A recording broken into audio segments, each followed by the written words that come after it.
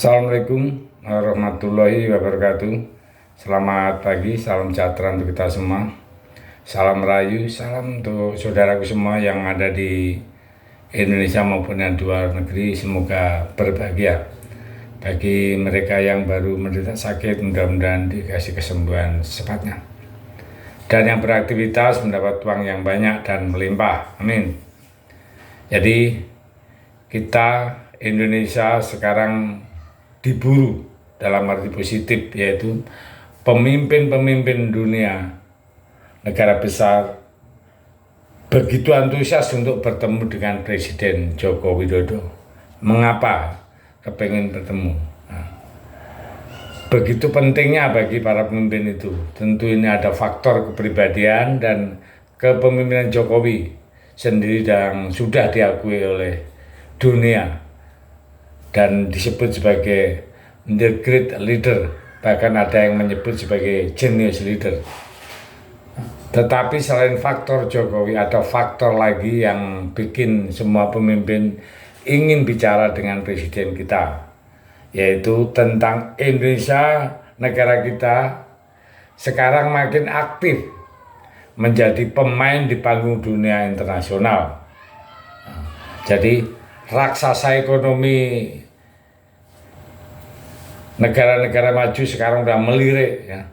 Dan kita itu sebagai raksasa yang sudah baru bangun ya, sedang bangkit dan seluruh dunia menyaksikan dan menyadari hal semacam itu ya. Jadi tidak berlebihan lah kalau perdagangan juga terikut naik ya.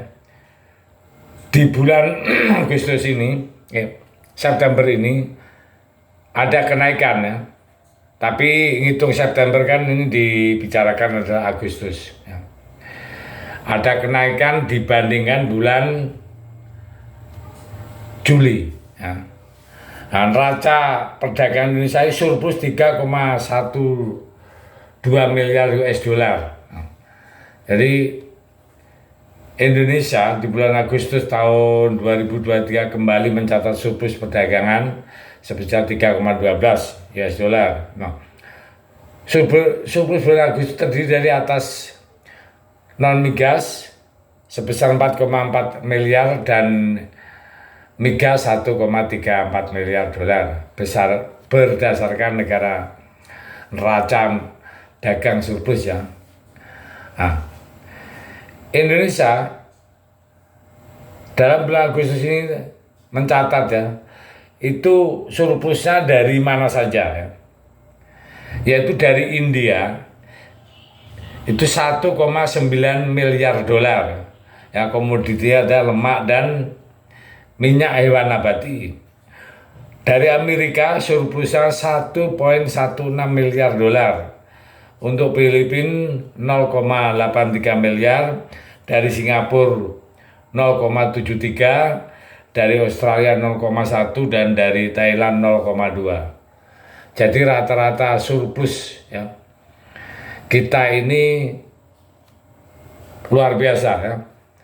Jadi sementara ini Indonesia kian hari kian menanjak untuk perdagangannya. Makanya tidak heran untuk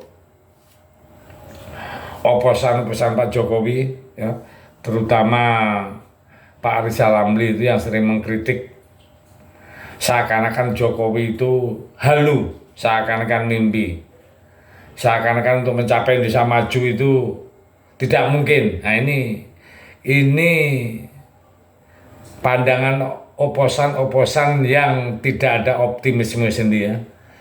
Jadi pikirannya negatif dan ngeres. Karena apa? Karena dia tidak ada kemampuan untuk menjalankan seperti ini. Saat Rizal Ramli jadi menteri, sebentar langsung dipecat ya. Karena memang bukan bekerja, tapi cuma ngomong doang tiap hari. Maka dari itu sekarang jadi oposisi, adanya cuman kowar-kowar gak jelas. Seakan-akan Indonesia itu jalan di tempat, padahal kenyataannya Indonesia sudah berkembang dengan baik dan perjalanannya luar biasa. Nah, Jadi kritikan Rizal Ramli itu menyatakan tentang Pak Jokowi ya, yang saat itu diucapkan di sidang tahunan MPR ya, bahwa kita dalam rangka untuk menyongsong Indonesia Emas atau Indonesia Maju tahun 2045, semua harus optimis, semua harus bekerja keras, saling bahu-membahu agar supaya negara ini maju. Nah, dari situlah Rizal Ramli mengatakan Jokowi itu bilangnya mencoba memonopoli cara memperbaiki Indonesia.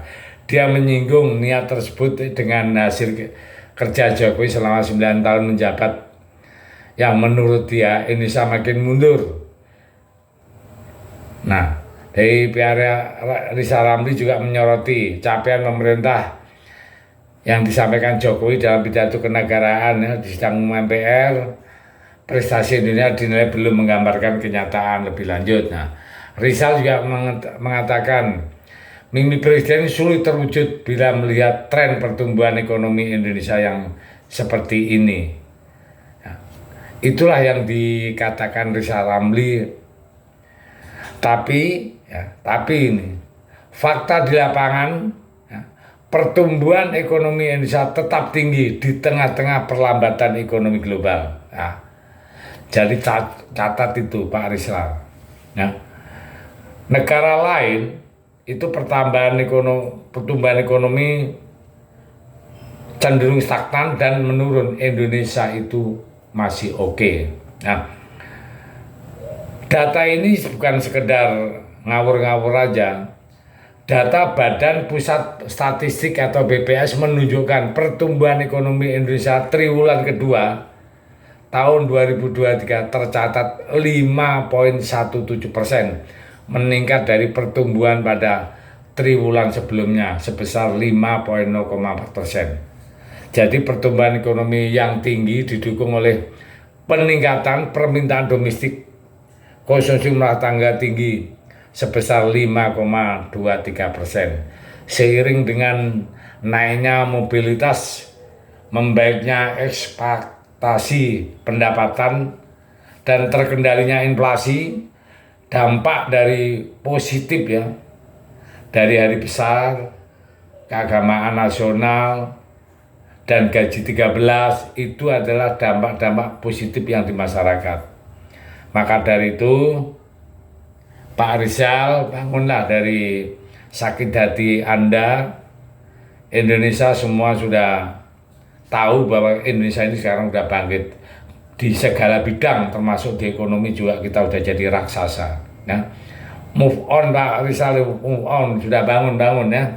Jangan itu terus.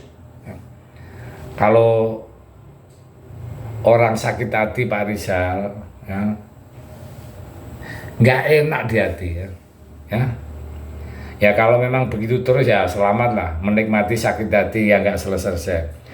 Tapi rakyat Indonesia secara keseluruhan optimis Indonesia sebentar lagi akan jadi negara maju. Oke, saya pikir itu. Terima kasih. Merdeka.